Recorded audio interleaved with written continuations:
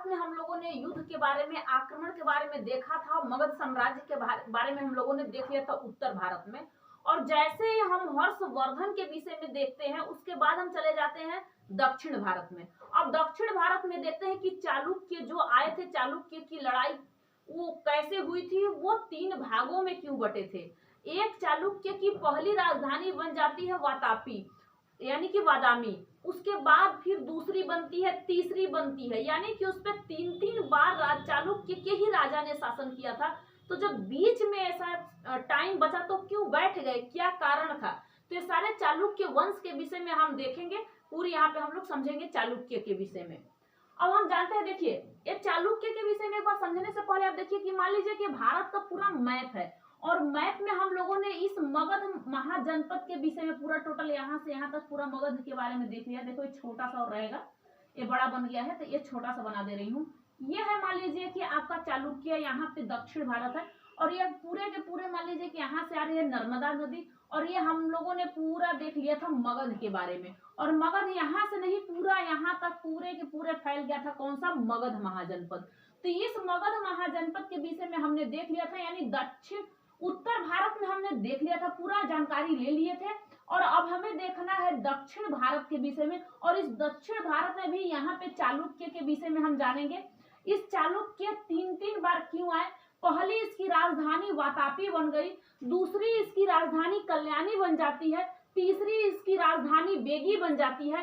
कारण क्या है, फिर बीच में कैसे बंद हो जाते हैं, ठप हो जाते हैं, क्यों, इसका कारण क्या है, पूरा आज हम लोग इसके बारे में जानेंगे, इसके बारे में पूरा टोटल समझेंगे। देखिए चालुक्य का जो संस्थापक था ना, चालुक्य का, यहाँ पे चालुक्य था, चालुक्य का जो संस्थापक पहला था ये जयसिंह था, यानी कि यहाँ का पहले संस्थापक वही थे, यानी चालुक्य वंश का संस्थापक।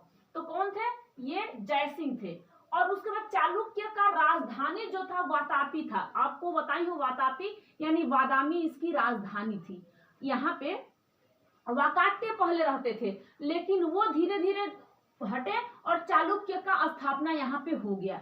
और चालुक्य का जैसे ही स्थापना हो गया तो वहां का प्रतापी जो राजा था पुलकेशिन आया। चालुक्य का देखो यहाँ पे क्या है, चालुक्य है, चालुक्य, इस चालुक्य वंश का जो राजा था ये राजा था पुलकेशिन। ये प्रतापी राजा था, यानी ये बहुत ज्यादा मतलब इसके अंदर ताकत, ये युद्ध सेना सब कुछ युद्ध करना इसके अंदर था, क्योंकि इसने ही हर्षवर्धन यहाँ से आया था कन्नौज से, ये कन्नौज था, कन्नौज, इस कन्नौज से हर्षवर्धन आया था। और नर्मदा नदी पे दोनों का युद्ध होता है, किसका, पुलकेशिन का और हर्षवर्धन का। उस समय वर्धन वंश चल रहा था और हर्षवर्धन को हराने वाला ये चालुक्य ही, चालुक्य वंश का राजा कौन सा था, जो पुलकेशिन था। इसने किसको हराया था, इस हर्षवर्धन को हरा दिया था, पूरी तरीके से इसको मतलब हरा दिया था। तो पुलकेशिन बहुत प्रतापी राजा था इस चालुक्य वंश का। प्रतापी राजा अगर पूछेगा कौन था तो वो था सबसे महान प्रतापी, जो पूछेगा तो आ जाता है आपका पुलकेशिन। अब पुलकेशिन के दरबार में एक कवि रहता था, उस कवि का नाम था रविकृति। इस चालुक्य के वंश के जो कौन थे, राजा जो थे पुलकेशिन, पुलकेशिन का दरबार लगता था। उस दरबारी राजा का नाम जो था, दरबारी राजा का नाम था क्या चीज, इसका रविकृति नाम था यहाँ के। ये अब जैसे ही, अब आपको कैसे पता चले कि हर्षवर्धन की लड़ाई पुलकेशिन से हुआ था, वो नर्मदा नदी के पास में हुआ था, इसका कोई साक्ष्य तो मिला होगा। हाँ, साक्ष्य मिला। ये जो रविकृति था, पुलकेशिन का दरबारी जो शासक था, इसने अभिलेख में लिखा था किसका किसका, पुलकेशिन और हर्षवर्धन की पूरी की, मतलब हर्षवर्धन ने ये पुलकेशिन ने विजय प्राप्त किया था नर्मदा नदी के पास, और हर्षवर्धन को हरा के हर्षवर्धन को इसने मार दिया था। तो हर्षवर्धन के विषय में, वर्धन वंश के विषय में बताई हूँ, जो प्रभाकर के विषय में आपको बताई हूँ, राजवर्धन के विषय में बताई हूँ, हर्षवर्धन के विषय में बताई हूँ, राजश्री के विषय में बताई हूँ। यहाँ पे मैंने उत्तर भारत के विषय में पूरा बता दिया है, और जब हम दक्षिण भारत में देखने जा रहे हैं तो इस दक्षिण भारत में पूरा देखना जरूरी है और समझना जरूरी है कि क्या है चालुक्य वंश। तब चालुक्य वंश का राजा पुलकेशिन उसको हरा दिया। किसको? हर्षवर्धन को हरा दिया था। अब क्या यहीं तक कि हर्षवर्धन को हराने के बाद यहीं तक रुक जाता है? नहीं। अब एक एहोल शिलालेख, मतलब किसने? रवि कृति ने। कौन सा? रवि कृति। जो रवि कृति इसके दरबार में कवि था, पुलकेशीन के दरबार में रवि कृति क्या था? ये कवि था। और ये किसी चीज को जैसे ही चालुक्य कुछ करता था उसे एक अभिलेख में लिख दिया जाता था। तो अभिलेख जो लिखा था, अभिलेख, इस अभिलेख का नाम था एहोल अभिलेख। एहोल अभिलेख, इस अभिलेख का नाम था। इस अभिलेख में हर्षवर्धन के विषय में, हर्षवर्धन के विषय में और किसके विषय में? पुलकेशीन के विषय में, पुलकेशीन के विषय में पता चलेगा आपको। तो यही है कि एहोल में पता चला कि इसने ही कन्नौज के राजा, मतलब कन्नौज के राजा हर्षवर्धन को चालुक्य वंश का राजा पुलकेशीन ने हरा दिया था। पूरी तरीके से हराया क्या था? उस हर्षवर्धन को ही खत्म कर दिया था। और ये उत्तर भारत का राजा था और ये दक्षिण भारत का राजा था और ये भी चालुक्य वंश का राजा था। अब क्या यहीं तक ये रुकेगा? नहीं रुकेगा, क्योंकि इसका भी तो मारना है। किसको? पुलकेशीन को तो भी मारना है। कैसे? ये मरेगा। तो ये चला जाता है कहाँ पे? देखो, चालुक्य का अंतिम शासक के कौन था? कृतिवर्मन। पहले हम लोग जान जाते हैं किसके बारे में? पहले हम जानते हैं पूरे के पूरे पुलकेशीन के विषय में। तो पुलकेशीन ने कौन से? एहोल अभिलेख में लिखवा दिया था। किसको हरा दिया था? हर्षवर्धन को हरा दिया था पुलकेशीन। कहाँ हरा दिया था? नर्मदा नदी के पास में। ये नर्मदा नदी बहती है यही इसी पास में, उसके तट पर हरा देता है हर्षवर्धन को। अब ये चला जाता है दक्षिण भारत। ये भी दक्षिण भारत में है, लेकिन और इसके नीचे आ जाओ यहाँ पे तमिल के पास में, और आंध्र प्रदेश, तमिलनाडु, यहाँ पे केरला, इन सबों के पास में आ जाओ। और यहीं पे आता है पल्लव वंश। और पल्लव वंश का राजा था महेंद्र। क्या नाम था उसका? महेंद्र वर्मन नाम था। और सोचा कि चलो हम चलते हैं और यहाँ पे इसको हरा देते हैं। तो पल्लव वंश की जो राजधानी थी कांची थी। पल्लव वंश की राजधानी यहाँ पे पल्लव वंश है, पल्लव वंश। अब इस पल्लव वंश की राजधानी कांची थी। क्या नाम था? कांची। अब इस कांची पे यहाँ पे जाता है और पल्लव वंश के राजा महेंद्र को, क्या नाम है? महेंद्र वर्मन। इनका नाम है महेंद्र वर्मन। और महेंद्र वर्मन को हरा देता है। कौन हरा देता है? पुलकेशीन। पुलकेशीन पूरी तरीके से महेंद्र वर्मन को हरा देता है और हराता क्या है? इनको खत्म कर देता है। और जब खत्म कर देता है तो एक शिलालेख और बनवाता है और उसमें वो अब यहाँ पे आके अपने बस जाता है कांची पे। तो लिखवा देता है कि कांची कोंड का मतलब क्या होता है? कि ये इसने महान काम किया है, प्रतापी राजा है और इसने महेंद्र वर्मन को पूरी तरीके से हरा दिया है। यह पल्लव वंश का जो राजा था महेंद्र वर्मन। और ये पल्लव वंश कहाँ पे था? यहाँ पे पहले चोल था। इस जगह का नाम था पहले चोल। और यहाँ का जो वंशज था वो पल्लव वंश का राजा था और यहाँ पे इसको हरा देता है। जैसे ही फिर दोबारा आक्रमण करने के लिए आता है कौन आता है? पुलकेशीन। जैसे ही दोबारा आक्रमण करने के लिए आता है तो यहाँ का राजा उस समय रहता है, उसका नाम है नरसिंह वर्मन। क्या नाम है? नरसिंह वर्मन। इस नरसिंह वर्मन के पास आता है और इसको हराने के लिए सोचता है। नरसिंह वर्मन इसके ऊपर भारी पड़ता है और ये चला जाता है अपने यहाँ पे चालुक्य वंश में, मतलब कि इसका जो वातापी है वातापी पे चला जाता है। लेकिन नरसिंह वर्मन अब सोचता है कि नहीं, तुम्हें हराना है तो हराना है, क्योंकि इससे भी भारी पड़ जाता है नरसिंह वर्मन। और जैसे ही नरसिंह वर्मन चला जाता है पुलकेशीन के पास और पुलकेशीन को हरा देता है और कहता है कि तुम मेरे कांची में आके कांची कोंड लिखवा सकते हो, तो मैं तुम्हारे वातापी पे आके इस चालुक्य का राजधानी था वातापी, अब हम तुम्हारे यहाँ पे वातापी कोंड लिखवाएंगे। वातापी कोंड। इसने ये अपना उपाधि धारण कर लिया। वातापी कोंड का उपाधि इसने धारण कर लिया और पुलकेशिन ने कांची कोंड का उपाधि अपने स्वयं ये धारण कर लेता है। जैसे ही ये दोनों आपस में, तो अब आपसे पूछेगा कि कांची कोंड का उपाधि किसने धारण किया था, तो पुलकेशिन। पुलकेशिन कौन से वंश का राजा था, तो चालुक्य वंश का राजा पुलकेशिन था। इसने ही कांची उपाधि मतलब कांची कोंड का उपाधि इसने धारण कर लिया था और ये हमला बोला था दक्षिण भारत में। और दक्षिण भारत में भी पल्लव वंश पर महेंद्र वर्मन को हरा देता है और नरसिंह वर्मन से हार जाता है और नरसिंह वर्मन इसको खत्म कर देता है। तो यहाँ तक एक बार इसकी कहानी खत्म हो जाती है और चालुक्य वंश यहीं पे खत्म हो, अभी नहीं, जैसे ही वो खत्म होता है उसका अंतिम शासन आता है, मतलब शासक आता है कीर्तिवर्मन। कौन आता है, उसका अंतिम शासक आता है कीर्तिवर्मन और कीर्तिवर्मन को हरा देता है दंती दुर्ग। यहाँ का राजा है, यही का राजा ने इसको हरा देता है और दंती दुर्ग हरा देता है इसको, किसको, कीर्तिवर्मन को। देखो कीर्तिवर्मन यानी कीर्तिवर्मन को हराने वाले हैं दंती दुर्ग।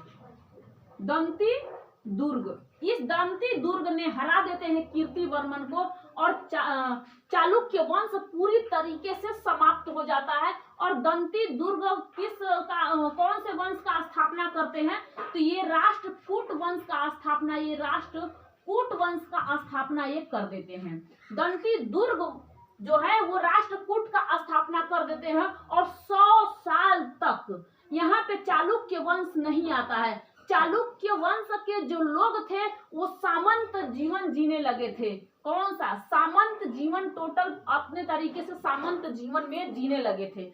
जैसे ही दंती दुर्ग राष्ट्रकूट वंश का स्थापना करता है वैसे ही यहाँ पे सामंत जीवन चालुक्य जीने लगते हैं और 100 साल तक राष्ट्रकूट अपना मतलब कि क्या करते हैं, ये रहते हैं। लेकिन इनके मन में एक चीज रहता है, चालुक्य के मन में, कि हम लोग कैसे आके यहाँ पे मतलब अलग तरीके से रहने लगे, हम सामंत जीवन जीने लगे।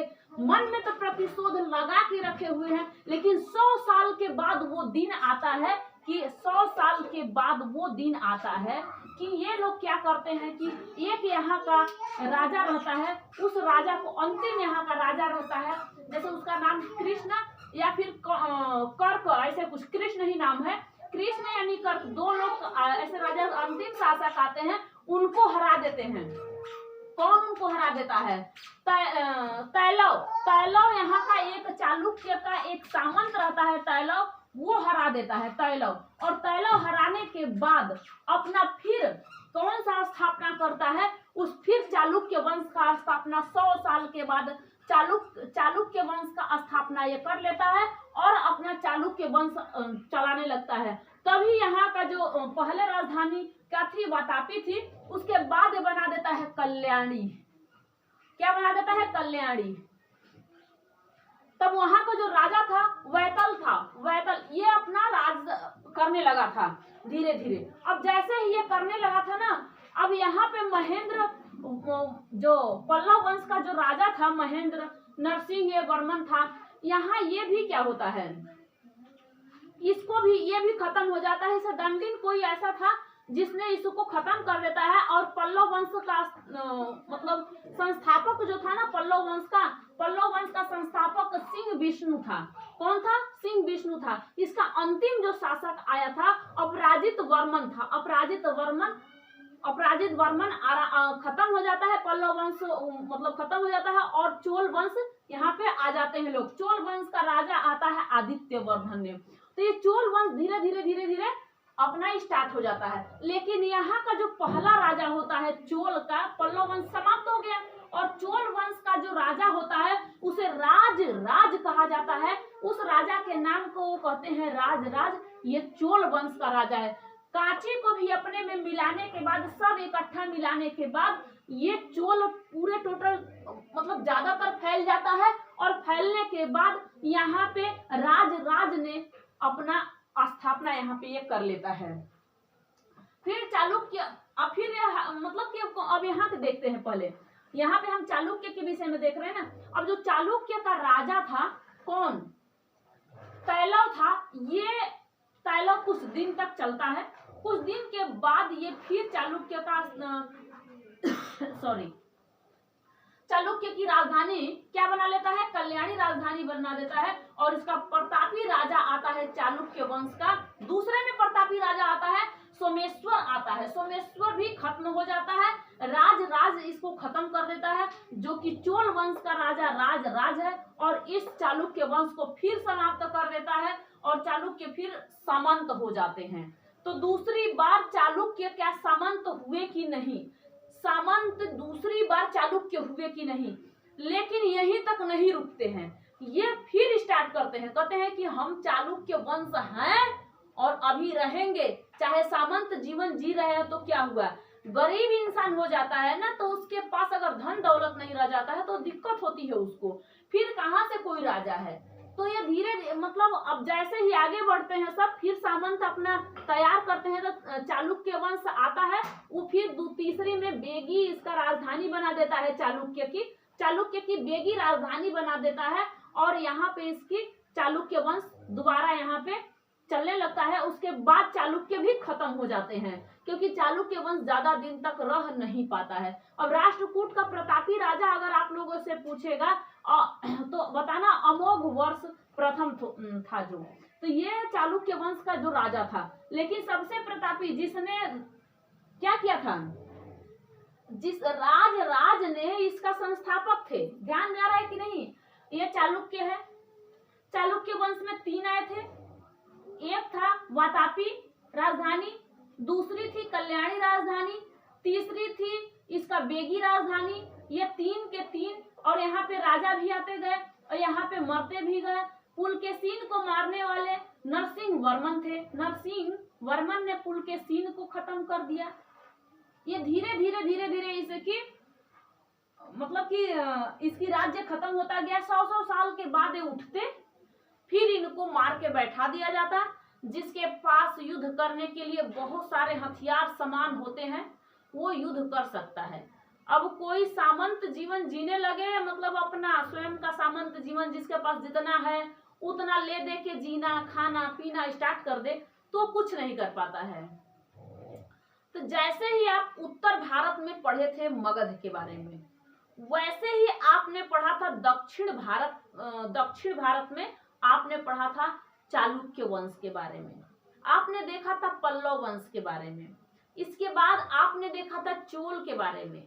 चोल का जो प्रतापी राजा था वो राज था, उसने भी कुछ ऐसा अच्छा काम किया, यानी कि कौन सा अच्छा, सभी लोग युद्ध करना स्टार्ट कर दिए थे। युद्ध की रणनीति तभी स्टार्ट हो गई थी जिस समय मैं आपको पढ़ा रही थी मगध महाजनपद। और मगध महाजनपद अपना जैसे ही फैलता बड़ा होता गया, वैसे वो टूटता भी गया।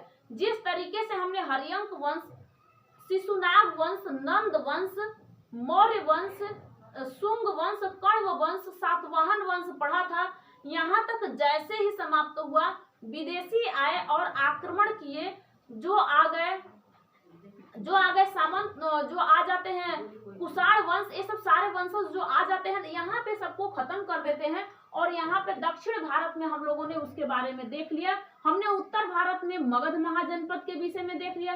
पूरा मगध महाजनपद एक जगह पे बिखर जाता है, जब सातवाहन वंश आता है वहां पे वो समाप्त हो जाते हैं। तब हम दक्षिण भारत में हमने चालुक्य वंश के विषय में देख लिया, हमने पल्लव वंश के विषय में देख लिया, हमने चोल के विषय में देख लिया, ये सारे के सारे हमने देख लिया। अभी हमें बताना है आपको संगम काल के विषय में, और संगम काल में आप लोगों को बताऊंगी।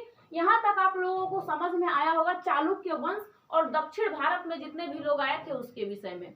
नेक्स्ट वीडियो में इसके बाद मिलेंगे, तब तक के लिए जय हिंद, थैंक यू।